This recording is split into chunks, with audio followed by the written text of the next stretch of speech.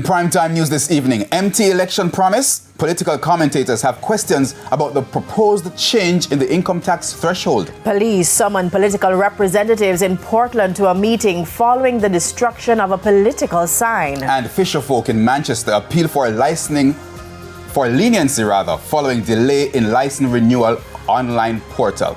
Good evening and welcome to Primetime News. We're live on air and online at onespotmedia.com. A special welcome to viewers on TVJ International in the Cayman Islands. I'm Herman Green. And I'm Janella Precious with a preview of what's to come in business news. Here's Javon Keys. Well, Janelle, this evening we're going to be talking about rum. J.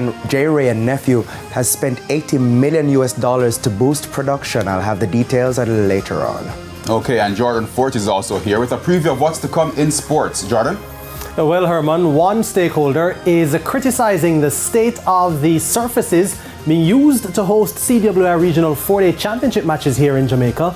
And remember that ongoing saga between Beach Soccer Jamaica and the JSF? Well, I'll give you the latest episode in Primetime Sports Monday. I tell you, the drama just never ends with that story. But there's no drama with the weather, at least I hope so. Romain has a preview of what's to come. Romain? We're expecting a relatively undramatic week this week. There are a few clouds that should be passing through the area, should be providing some shower activity to the east tomorrow. We're expecting dry conditions throughout. Is this the start of the dry season? I don't know. But anyway, there's also sports commentary and E-Prime in this newscast. But before the break, the feedback question. Our question this evening. With campaigning in high gear, are you clearer about who the local government candidates are for your area? Give reasons for your answer. You can share comments online, facebook.com/televisionjamaica, and tweet us on X, at TVJ News Center.